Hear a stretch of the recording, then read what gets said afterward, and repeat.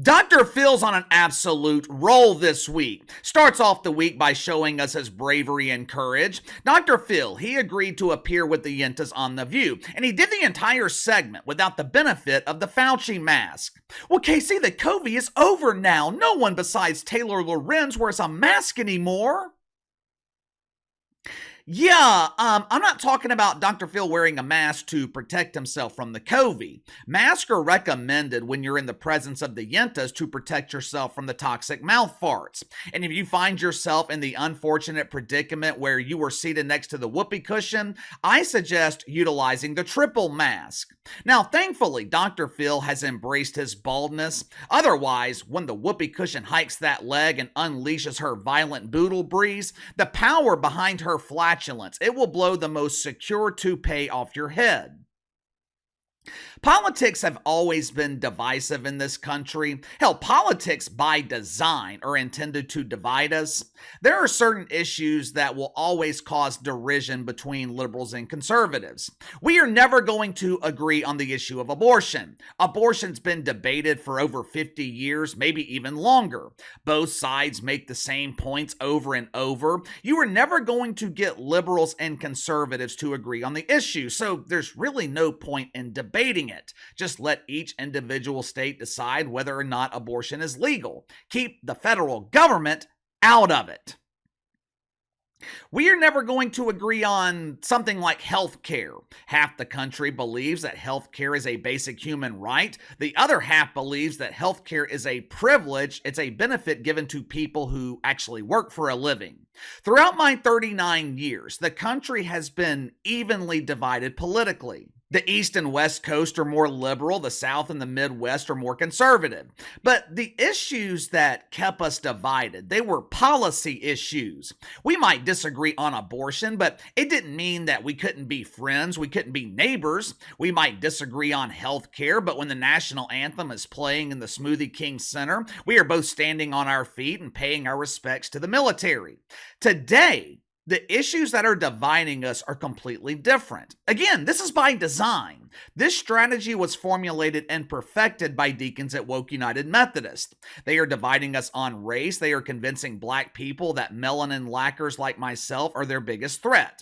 They are convincing women that toxic masculinity is a disease. They are convincing women that you don't need no man, girlfriend. Raise that baby on your own. You don't need no daddy. All my women independent, rely on the government. At the same time, those same women who are allergic to masculinity, they are expected to compete against men in sports. Now, of course, when it comes to athletics, they don't call men aspiring to be women men. They call them the modern woman. Believe it or not, the biggest threat to our country, it is not the bruised caboose known as the southern border. The biggest threat isn't China or Vlad Putin in Russia. It's highly, highly unlikely that America will ever be conquered militarily. Biggest threat to this country is the religion of woke. Normal people have been fighting and, I think, defeating the religion of woke for the last few years now. But it's going to take real Democrats, real liberals to fully eradicate this disease. Because the Democratic Party, that is where the disease is spreading. The party of donkeys has damn near been 100% infected with the woke fungus. Bill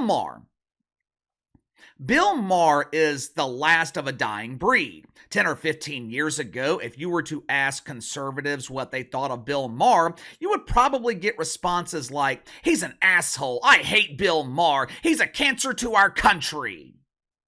Bill Maher has always been viewed as a political enemy. Today, he's one of us.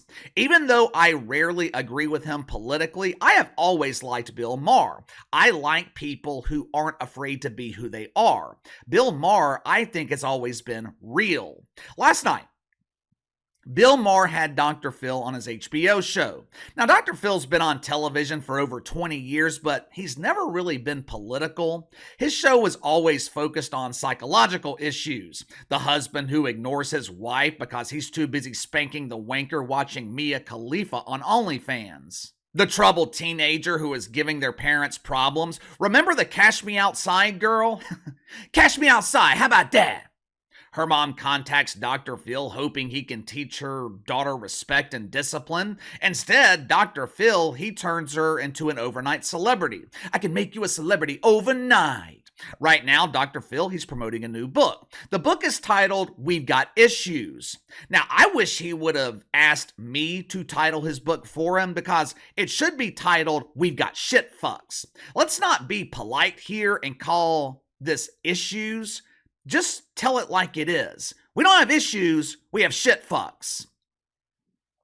Dr. Phil appeared last night with Bill Maher. Unlike his appearance with the Yentas on The View, Dr. Phil didn't have to educate Bill Maher. He didn't have to worry about uncontrollable OMB symptoms. Oh, it's really bad! He didn't have to worry about son Hostin experiencing an allergic reaction to the truth. It was a conversation between two men with common sense. A conversation between two men who the mainstream media would describe as toxically masculine.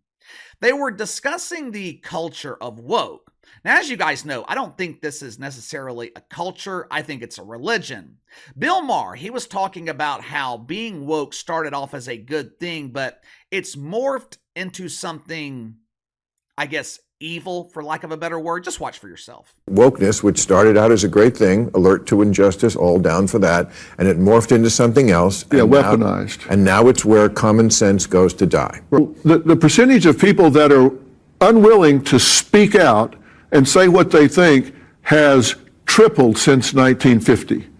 People just say, it's easier just not to say anything. Yeah. But you know what? It's coming at a very high cost if we allow our narrative in America to be hijacked by these fringe factions on either tail of the distribution here. The only thing I disagree with here is that being woke started off as something good.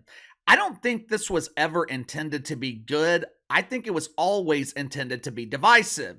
It created identity politics where there's no longer areas of gray. Everything has to be black and white. If you don't fly the pride flag in your front yard, you must be homophobic. If you won't allow your daughter to play basketball against Bearded Bob, you must be transphobic. If you don't support Black Lives Matter, which calls for the destruction of the nuclear family, you must be guilty of mythical racism. I can support black people without supporting Black Lives Matter. I can be okay with Chad and Brad getting married without flying their wedding flag in my front yard. Bill Maher said woke is where common sense goes to die. Now, this is by design. Why do you think deacons at Woke United Methodist are so intent on targeting America's youth with their propaganda? It's the same reason that religions try to convert people when they're younger. Kids are easier to influence. If some doofus wearing a dress while also having a beard came up to me and said, "Hi, my name is Garfield. I'm choosing to identify as a cat. Can I borrow your litter box?" I'm probably just going to laugh and walk away. If I'm feeling generous, I might give him directions to the sandbox and tell him to be sure to bury his digestive purina.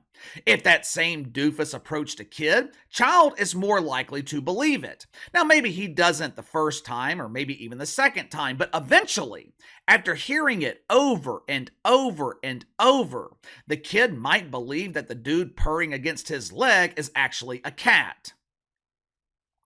I thought Dr. Phil made an interesting point. I don't know where he got this information from, but I'm just going to take his word for it.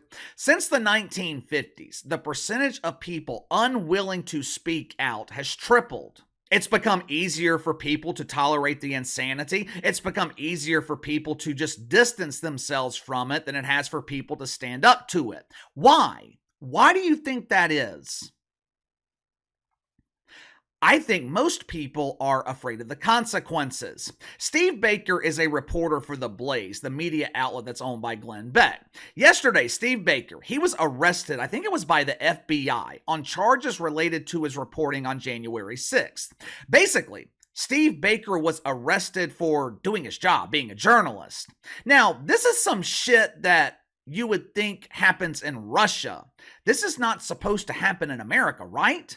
Only difference is, over in Russia, the journalist goes skydiving and his parachute mysteriously malfunctions. Here in America, they just ruin your life. What happened to Steve Baker is outrageous, yet it is barely being covered in the mainstream media. I wonder why. The media, they are quick to cover cases of mythical racism or mythical misogyny. They are quick to express their fake outrage when a group of young women refuse to compete athletically against Bearded Brad. But when a journalist is arrested on charges related to his reporting on January 6th, most of the media is silent. If they can target someone as powerful as Donald Trump, they can target anyone. Put the politics aside just for 1 second. I know a lot of people are suffering with severe cases of OMB. I know it's difficult, but remove the emotion from the equation. Do you really want to live in a country where the FBI is instructed to go after political opponents? Do you really want to be silenced because you're afraid of legal consequences? If Donald Trump was doing this same thing, I would be saying the exact same thing. I don't want Joy Reid to be arrested because she fabricates stories of mythical racism. I don't want Cheryl Swoops to be arrested because she says black people can't be racist.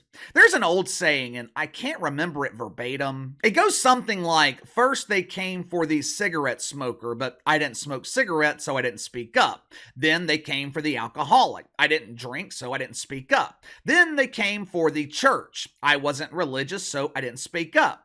Eventually, they came for me.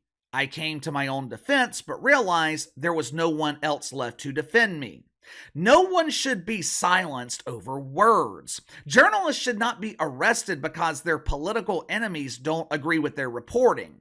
This used to be something that we all agreed on, and I think most people still feel this way. Hell, I think most people in the mainstream media feel this way. What happened to Steve Baker?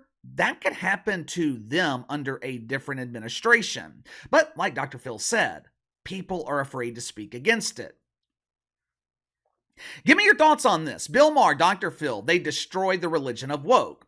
I know most of this audience is politically independent like myself or leans towards the right. Most of this audience basically consists of normal people. What do you guys think of Bill Maher? I think he is an influential voice against the disease of wokeism.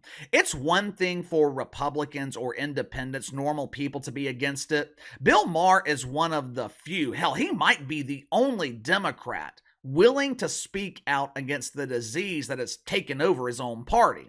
The Yentas on The View, they are damn sure not willing to do it, but give me your thoughts on Bill Maher. Sound off in the comments below. Like, subscribe, share the video. I appreciate each one of you guys and your continued support. Best way to contact me is by email at btlkc84@gmail.com, KC_BTL84 on Twitter. I'll see you guys tomorrow.